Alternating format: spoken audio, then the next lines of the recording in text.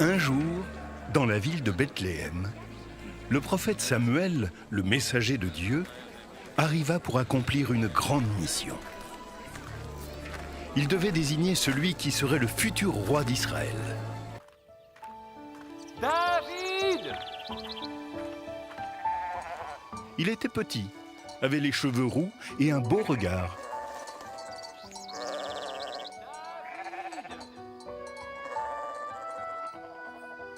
Dès que Samuel le vit, il sut que c'était le futur roi. Alors, il prit une corne remplie d'huile et la versa sur la tête du garçon pour le bénir. Il était désormais l'élu de Dieu, le oint de Yahvé. Un jour, il serait le roi d'Israël. Mais avant cela, il entra au service du roi Saül.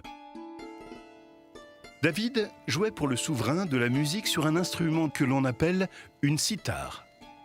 Ses mélodies étaient si belles qu'elles mettaient de la joie dans le cœur tourmenté du roi Saül. David était heureux, il chantait de belles prières pour Dieu qui sortaient de son cœur.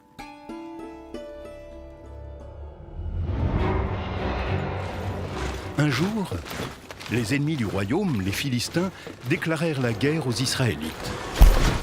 L'un des Philistins était un géant, Goliath.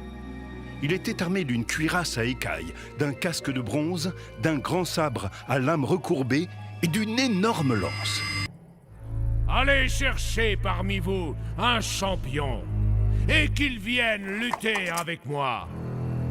S'il gagne, nous vous servirons. Mais s'il perd, vous serez nos esclaves. Qui pourrait affronter une pareille montagne? Qui serait assez courageux pour le combattre? Le roi Saül s'alarmait. Personne, se disait-il, il n'y a personne dans le royaume qui pourra vaincre le géant Goliath.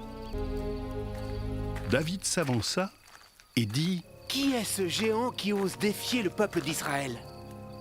Ne sait-il pas que nous croyons au Dieu vivant et qu'il nous protège de tous nos ennemis? Que personne ne perde courage. Avec la grâce de Dieu, je vais combattre le géant. Le roi Saül regarda David, son petit musicien, et lui dit: Tu ne peux pas, David. Tu n'es qu'un enfant. Dieu est avec moi. C'est lui qui me donne la force. Il m'aidera à vaincre Goliath. Que Yahvé notre Dieu soit avec toi.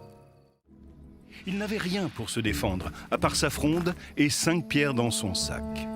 Quand il le vit, Goliath le géant s'exclama: C'est toi, moustique, qui viens défier Goliath avec ton petit bâton? Tu viens armé de lances et de sabres. Moi, je viens sous la protection de Dieu, Yahvé Sabaoth, que je sers. C'est grâce à lui que je vais te vaincre. Toute la terre saura que ce n'est pas par l'épée ni la lance que Yahvé donne la victoire. Ah! Misérable petit vermisseau, tu vas connaître la force de Goliath. Goliath, fou de colère, s'avança menaçant. David fouilla dans son sac tranquillement.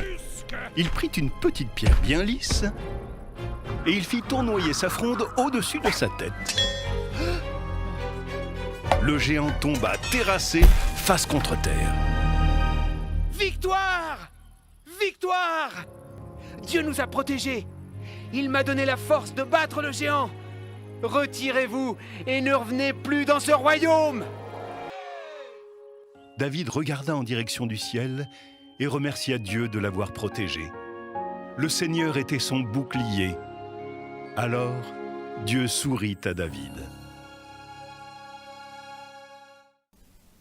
Peu à peu, les gens d'Israël se rapprochaient de David.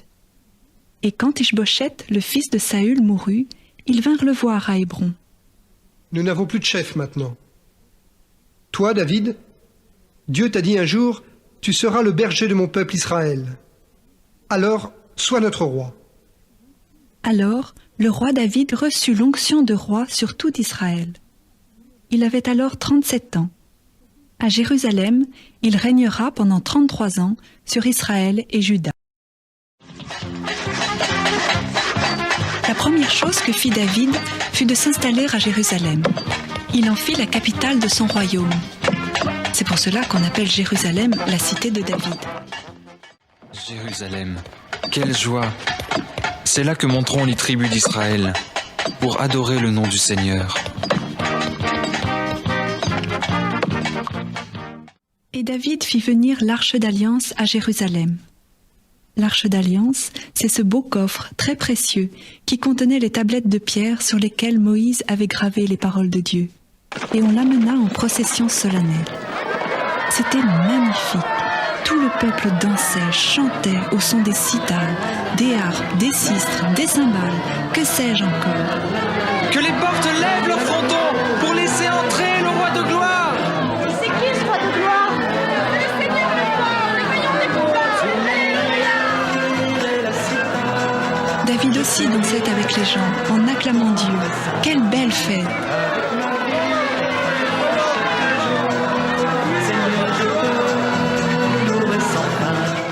C'est vrai que David aimait chanter, danser, écrire des poèmes pour Dieu. Il aimait lui chanter son amour, lui rendre gloire pour toutes ses merveilles. Maintenant qu'il était bien installé dans son royaume et débarrassé de ses ennemis, David dit au prophète Nathan: Il y a quelque chose qui ne va pas. Moi, j'habite un beau palais de cèdre, et l'arche de Dieu est déposée sous une tente. Il faut construire une maison pour Dieu. Mais Dieu dit à Nathan: Va répéter ces paroles à David. Depuis que j'ai fait sortir mon peuple d'Égypte, je n'ai toujours demeuré que sous une tente. C'est moi qui te guide. C'est moi qui guide mon peuple et qui lui donne une terre. Alors, David comprit que Dieu ne voulait pas habiter un temple ou une grande maison. Dieu voulait habiter son cœur pour être toujours près de lui à chaque instant. Tout comme Dieu veut aujourd'hui habiter le cœur de chacun d'entre nous. David était un roi juste et bon, fidèle à Dieu.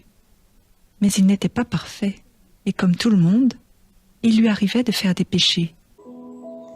Et un jour, David fit quelque chose de très grave et de pas gentil du tout à un de ses amis. Le prophète Nathan lui fit prendre conscience qu'il avait vraiment mal agi. Alors David regretta sa faute. Oui, j'ai vraiment péché contre toi, Seigneur. Et Dieu pardonna le péché de David. Pitié pour moi, mon Dieu, dans ton amour. Selon ta grande miséricorde, efface mon péché. Jusqu'à la fin de son règne, il y eut encore des tribulations, mais toujours David défendait le royaume en gardant les yeux tournés vers Dieu.